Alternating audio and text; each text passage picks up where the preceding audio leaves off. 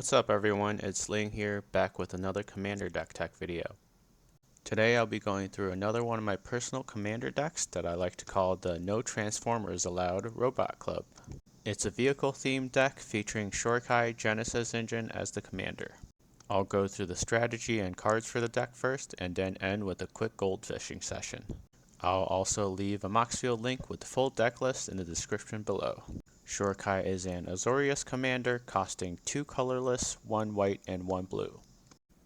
It is an 8/8 legendary artifact vehicle with crew 8 and an activated ability that states pay 1, tap to draw 2 cards, then discard a card, create a 1/1 colorless pilot creature token with this creature crews vehicles as though its power were 2 greater. The goal of this deck is simple. Play cool vehicles and then swing with them, using interactions such as board wipes and counter spells to control the game. This deck belongs in bracket 3 and does not contain any game changers. Rating the power level out of 10 relative to the decks I own, I would give this a 6 out of 10. Since this is a vehicle themed deck, we'll start there. Vehicles in this deck take up slots that would normally be for creatures, so we need vehicles that create creature tokens or provide alternate ways to crew. We have Prodigy's Prototype, which generates a pilot token whenever one or more vehicles you control attack. And Thopter Fabricator that benefits from Shorikai's ability by generating a Thopter token when you draw your second card each turn. On the higher end, Parhelion 2, the Pridewind, and Thunderhawk Gunship are all big evasive vehicles that can create creature tokens with their triggered abilities. Mobilizer Mech and Peacewalker Colossus are included to provide alternate ways to crew some of your bigger vehicles and are must-haves for this deck. There are some fun vehicles such as Brotherhood Vertibird, Sky Sovereign, and Night Paladin that are big bodies to attack with. And then there's Reaver Titan, which will most likely scare the table into making you the archenemy. Reckoner Bankbuster, Smuggler's Copter, the Indomitable, and Weatherlight are included to provide additional ways to dig deeper into your deck. On the flip side, the Omen Keel lets your vehicles dig into your opponent's decks to potentially steal lands, while Nautiloid Ship lets you exile an opponent's graveyard so that you can potentially steal creatures. The last several vehicles provide some utility and support, with Imposter Mech entering as a vehicle copy of one of your opponent's creatures, and Salvation Engine making your big vehicles even bigger while reanimating an artifact from your graveyard on attack. Mech Titan Core is a vehicle that lets you pay 5, exile it, and 4 other artifact creatures or vehicles you control to create a 10/10 Mech Titan token with lots of keywords. And then, if that token leaves play, you return the 4 other things that you exiled back to the battlefield. The flexibility of this ability lets you use it offensively by making a big creature to attack with, or defensively by essentially hiding 4 things from a board wipe. The last vehicle on our list is Cultivator's Caravan, which is just a mana dork or a mana rock attached to a vehicle. Moving on to the next part of the strategy, we have a number of artifact and vehicle synergy cards. Kadim, Council of Innovation, protects your artifacts by giving them all hexproof, and can also net you an extra card on your upkeep if you control the artifact with the highest mana value or tied for the highest mana value. Sai, Master Thopterus, creates a Thopter token when you cast an artifact. Thopters are great for attacking, chump blocking, crewing, and sacrificing to our next card, Anchor to Reality, which lets us tutor for any equipment, not relevant, or a vehicle to the battlefield. And yes, I almost always grab a Reaver Titan, or Parhelion 2 on occasions. Arm and Armored is another vehicle-themed spell, allowing you to make all of your vehicles into creatures until end of turn for only 2 mana, helping you make massive attacks or ending the game after board wiping other players' creatures. Next we have Kotori, which gives all of our vehicles crew 2, making it significantly easier to crew bigger vehicles, and also gives an artifact creature vigilance and lifelink at the beginning of combat. Once I gave Reaver Titan vigilance and lifelink, dealing 25 damage and gaining 25 life. It was awesome. Lita, Mechanical Engineer, synergizes well with this deck by untapping artifact creatures on your end step, while providing a mana dump for you to create more evasive vehicles. Muyan Ling, Windrider, is also centered around vehicles. She creates a 3/2 vehicle token when she enters, gives all of your vehicles flying, and then gives you card draw when your flying creatures do combat damage. Tezzeret, Betrayer of Flesh, is a planeswalker with a passive that reduces the cost of activated abilities of artifacts by 2. His ultimate is just a bonus if you can reach it, because his other abilities already make him a great fit into this deck. Lastly, we have Liberator Urza's Battlethopter and Shimmer Mirror, which gives your artifact spells flash, providing additional flexibility when it comes to casting artifacts versus keeping interaction up. Shorikai's ability is incredibly good for this deck, so in the next part of the strategy, we'll explore cards that make it even better. One way to make Shorikai even better is by untapping it with Manifold Key or Sonic Screwdriver, so you can use its ability more than once in each turn cycle. These artifacts also have some extra utility, letting you make creatures unblockable, which can come in handy. Also, as a bonus, Sonic Screwdriver is a mana rock. What's better than untapping Shorikai once? Untapping it on each of your opponent's turns. The card that lets us do this is Unwinding Clock, and is a must-have for this deck. With mana rocks and artifact lands, you could activate Shorikai and keep up interaction on every turn, giving you a huge advantage. However, be aware of how much time you are taking up. It's not fun for the other players to constantly wait for you to resolve Shorikai's ability if you take a long time. Lastly, we have Containment Construct and Urza Powerstone Prodigy, both of which benefit from you discarding to Shorikai's ability, with the Construct allowing you to play the card that you discarded, and Urza creating a tapped Power Stone once each turn when you discard one or more artifacts. Moving on to the next part of the strategy, this deck runs a number of interaction spells to help protect your game pieces and control the board. There are 6 counter spells, including standard ones such as An Offer You Can't Refuse, Arcane Denial, Counterspell, and Swan Song. Also included are Disruption Protocol, which is a more thematic counterspell for an artifact deck, and Jirari Disruption, which is a MDFC and most times played for its land side. There are only 2 targeted removals, Dispatch and Generous Gift. In my experience, most players don't want to attack into giant mechs, so the counterspells and targeted removals are usually for protecting your board or removing other players' combo pieces. There are 6 board wipes in this deck. They include creature-based board wipes such as the Battle of Bywater, Slaughter the Strong, Supreme Verdict, and Vanquish the Horde, which should resolve in your favor because vehicles aren't creatures unless they are crewed. Desynchronization is a one-sided board wipe, bouncing all non-land, non-historic permanents to their owner's hands and shouldn't affect any permanents in this deck.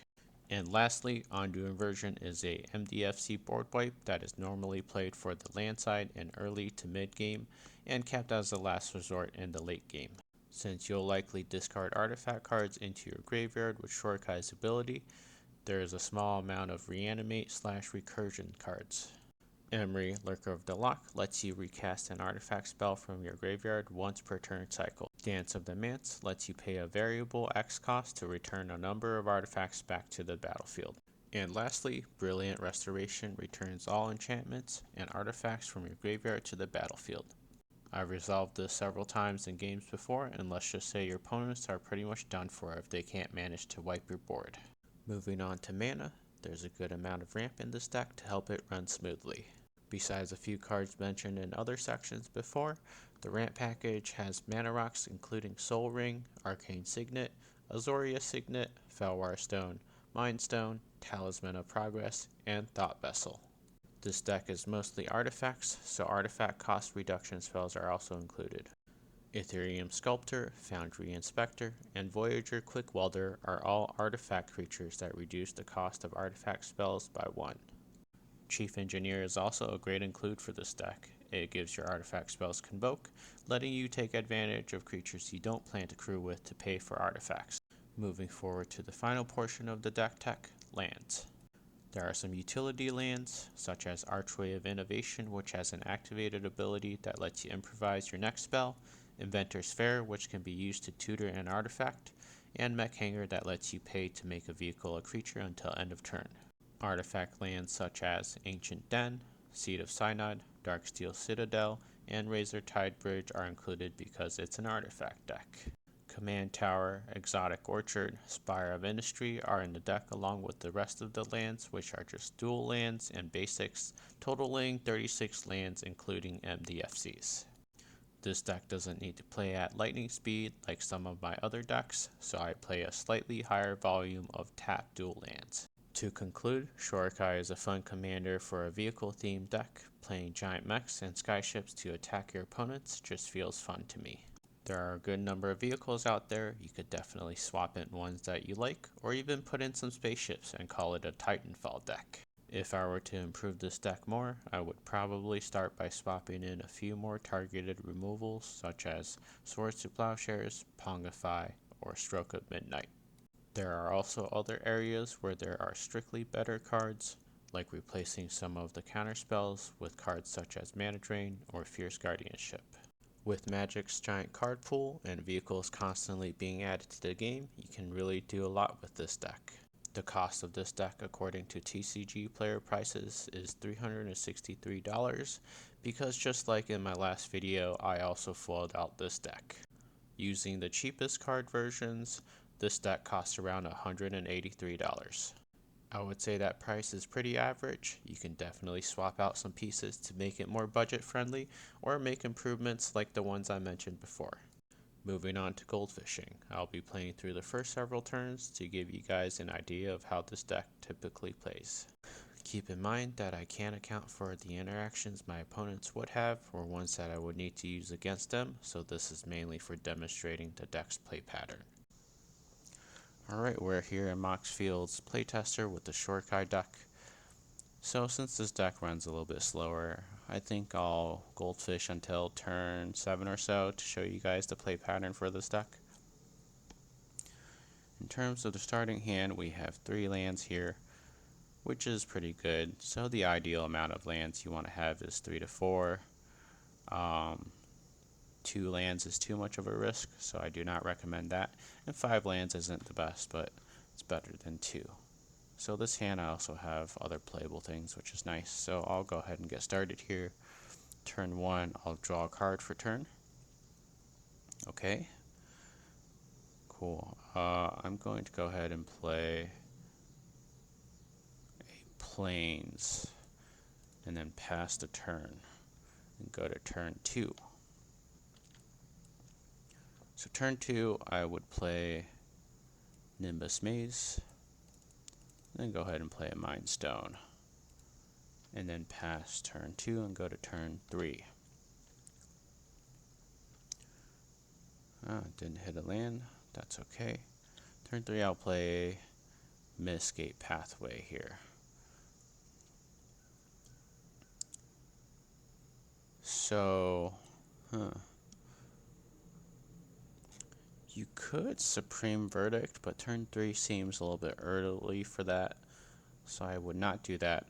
I could also cast Shorikai, but I wouldn't do that just because he doesn't do anything, and I don't have the extra mana to activate his ability, so he could just be a sitting duck for someone to remove if I played him now. So I would actually wait and play Shorikai to turn after. I think this turn I'll actually play the Thopter Fabricator just because I could get some value off of it the next turn.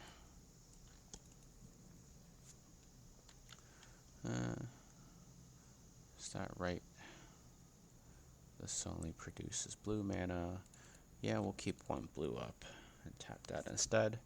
Play Thopter Fabricator. And then after turn 3, we'll pass and go to turn 4. Turn 4, you can't get a better land than this, so probably just play the command tower. This is just a blue right now, so we'll put that right there. Alright, now we can play Shorikai. Then activate him. Drawing 2 cards and discarding a card. I'll go ahead and discard Search Hacker Mech, since we have a Salvation Engine right now. And I will create a Pilot token and also a Thopter token because we drew our second card for this turn. Then we can go ahead and crew the Thopter Fabricator and attack for 4 damage. I'll go ahead and use this token to signify the damage that we do to opponents. So 4 damage. Cool. That is our turn 4. We'll go ahead and pass. Going to turn 5. Could just play the island. Yep, I'm going to play the island. It'll turn our Nimbus Maze into a dual land. This can go here. I think the first thing I would do, just to get some extra value off of the ability, is to cast, we'll use those, Urza Power Stone Prodigy.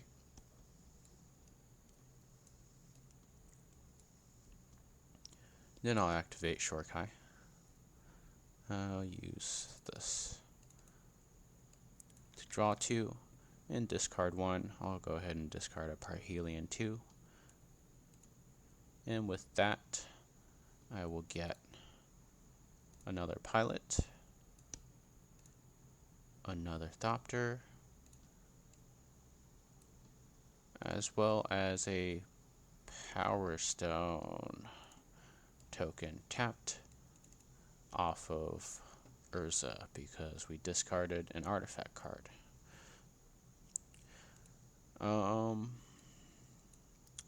Let's see, go to combat, crew the Thopter Fabricator and attack in for 4. So this will be at 8.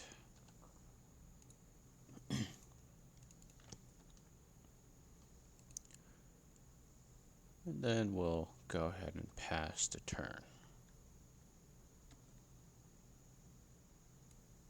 So on this turn, I would play the Ancient Den.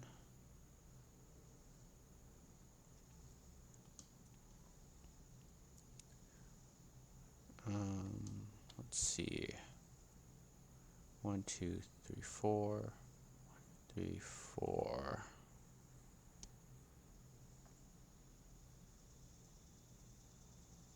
4 and 4.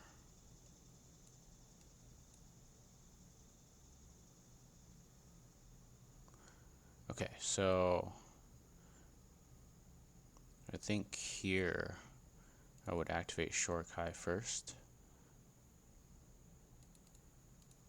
with the Mind Stone. Draw 2. Let's just go ahead and get rid of Exotic Orchard. Well, no. No, I'll get rid of the Indomitable. That way we can create a Pilot, a Thopter, and also a Power Stone token. Comes in tapped.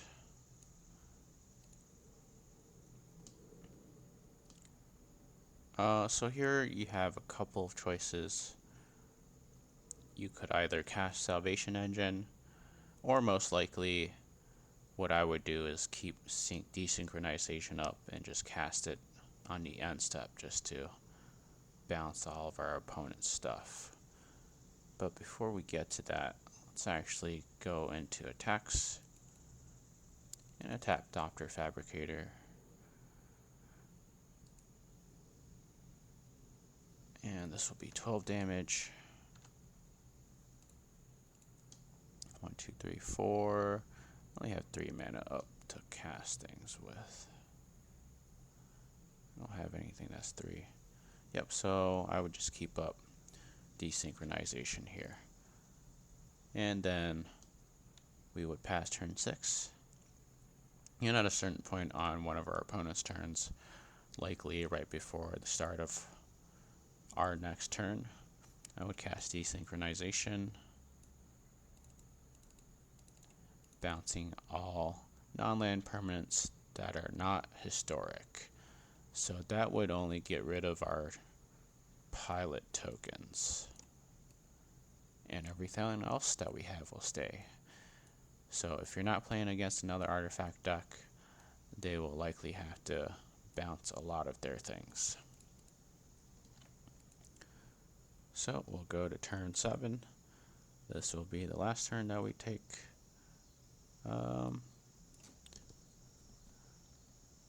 Yeah, we'll activate Shorikai with a Power Stone, so draw 2. And I'll go ahead and discard 1, 2, 3, 4, 5, 6, 7. So we do have enough mana.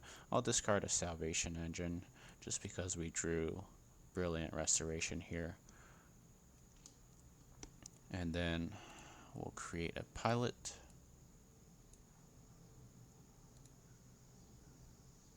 Another Thopter. And another Power Stone. This one is tapped. I used that one for Shorikai. Did I play a land for turn? 1, 2, 3, 4, 5, 6. I can play another land. I think here I would just have 7. Yeah, I would play a blue land just to keep an offer you can't refuse up and use the rest of the mana, which is 7. Should have at least 3, 4 white in here. And play Brilliant Restoration, returning all of our artifacts from our graveyard into play.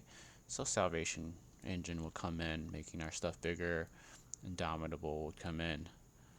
Parhealing will come in. And Search Hacker Mech will come in. So on ETB, Search Hacker Mech will do 1, 2, 3, 4, 5, 6, 12 damage to target creature or planeswalker. So let's just pretend I blew up somebody's creature with this. This has no ETB effect. Can't really use it to attack this turn. This is just Bident of Thassa, but on a vehicle. So super useful. And then Salvation Engine buffs all of our artifact creatures with +2/+2, and also reanimates a artifact on attack, which we actually don't have any because we just reanimated everything. So going forward from here, I'll just crew the Thopter Fabricator since it's the only thing that can attack, and we'll attack in for 6 damage here.